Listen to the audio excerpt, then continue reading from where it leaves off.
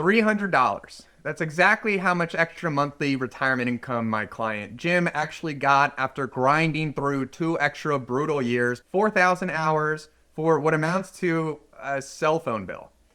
My name's Bob Wolfe. I'm a certified financial planner and IRS enrolled agent, and I analyze retirement scenarios for families every day.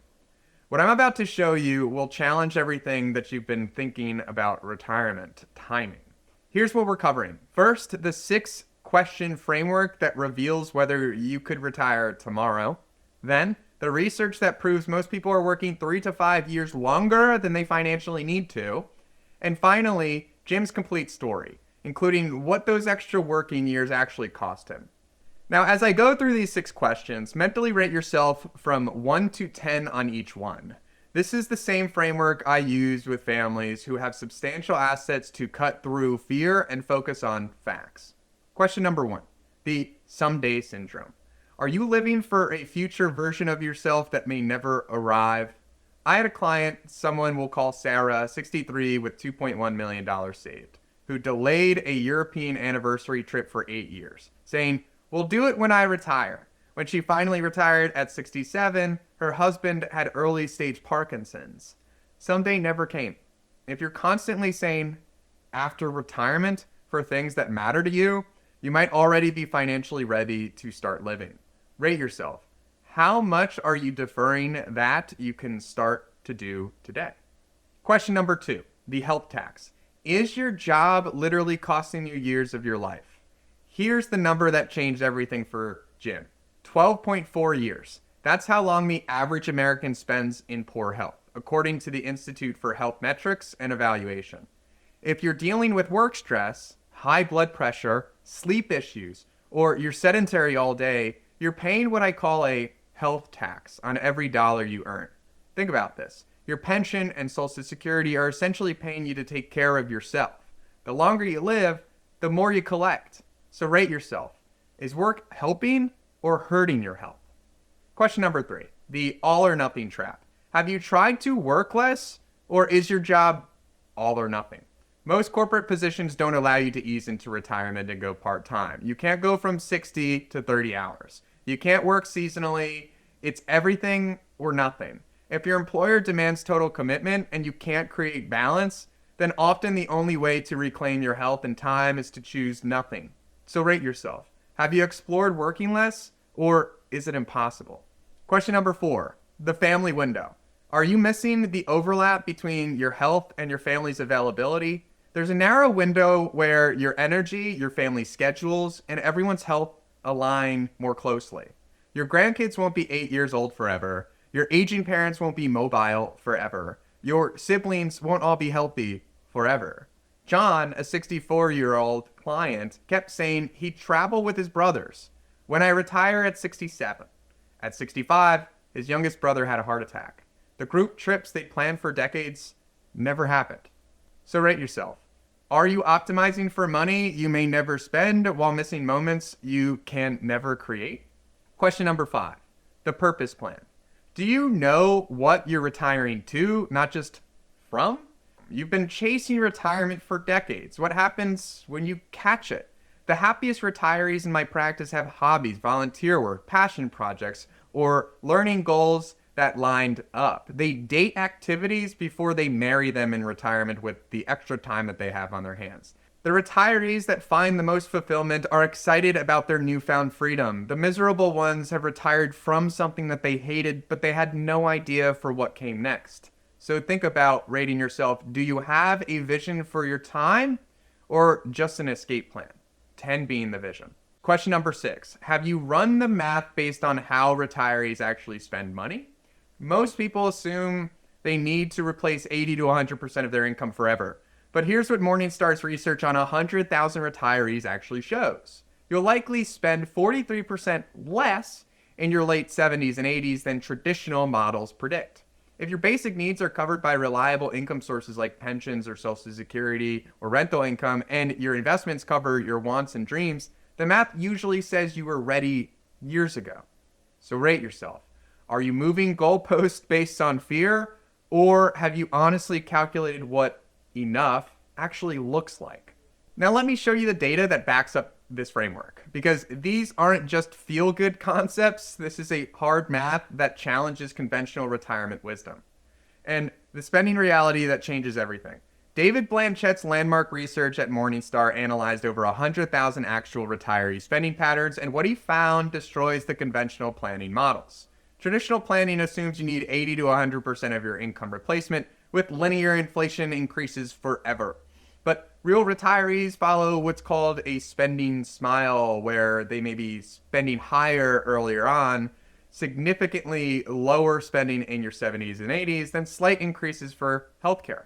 Then the shocking finding here is that the traditional models overestimate retirement spending by up to 20%. So very simplistic retirement planning projections are going to be falling into that trap. Retirees that are thinking this way have already been demonstrating the spending pattern that you'll have in retirement and saving the difference. This is prudent conservative thinking and something that's keeping us from our freedom on the other side of work. Now, something that everyone tells us about one of the biggest assets that we have of Social Security is to delay until 70 for a guaranteed rate of return. But this advice massively ignores the opportunity costs. If you were to retire at 62 but delay Social Security to 70, you're forced to spend your own investments for 8 years. During market downturns, this creates more sequence of returns risks that you're selling stocks when they're down. But claiming early could be a flexible lever for you to pull that create what I like to call portfolio insurance. That Social Security income reduces your required portfolio withdrawals from maybe $80,000 to $45,000 or $50,000. And during volatile periods, this protects your wealth more than a potential theoretical 8% rate of return. Now remember Jim's $300? The net benefit after taxes and opportunity costs was about $300 monthly for the stress, health impact, and missed family time on Jim. Now we're going to go one layer deeper into some insights here that separate sophisticated retirement planning from just generic advice. And Murphy's Law of Psychology is what we'll start with. I call it Murphy's Law of Retirement. You're convinced that if you retire on Monday, the market will crash on Tuesday. This fear keeps you trapped in what I call the safety trap. But as Morgan Housel observes, unsustainable things can last longer than you anticipate, including your fear of uncertainty. If you spend your life waiting for the world to feel safe, you will work forever. So here's what happened when Jim finally made the leap at 62. The first 3 months, his anxiety about markets and spending, normal adjustment period. From months 4 to 12, he started a fitness routine, lost 25 pounds, his blood pressure normalized, and his doctor was amazed. And by year 2, he traveled to 8 countries with his wife while they were both healthy. They call it the best year of their marriage. Year 3, they started volunteering as financial literacy teachers, found more purpose than his corporate job ever provided. And year 5, the market crashed 35%. His portfolio was protected because he wasn't forced to sell.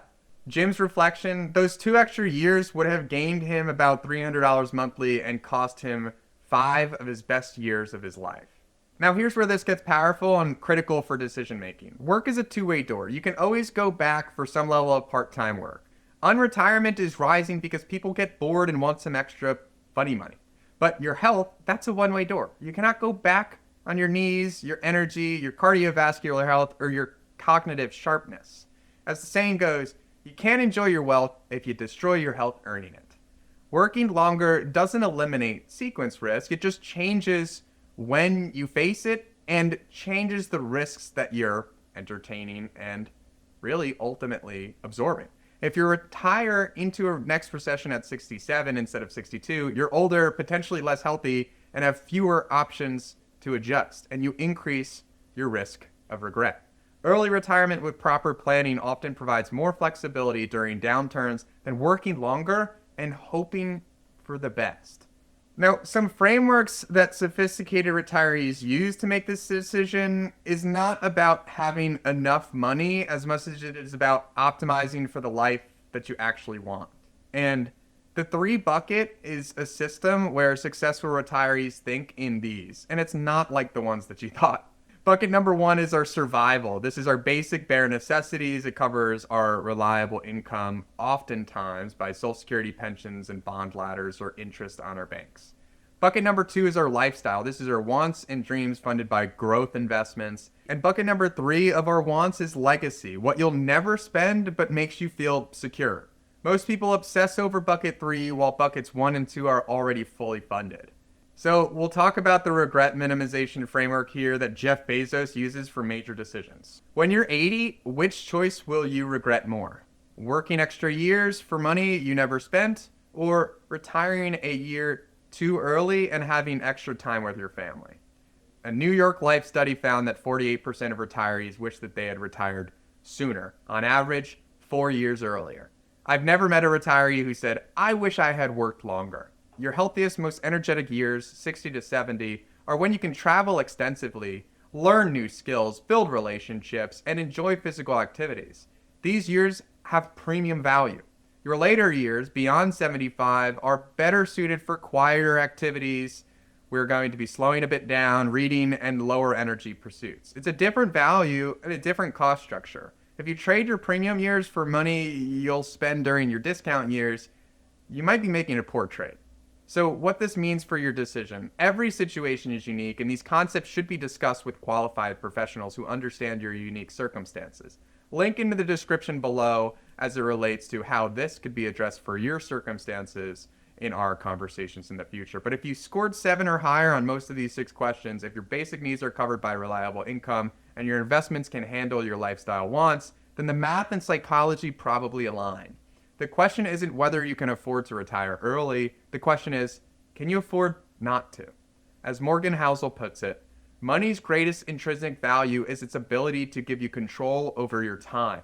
But if you're spending your healthiest years earning money you may never get to enjoy, you've got the equation backwards. Don't trade gold for dust. Don't spend your go-go years in a cubicle earning no-go years money.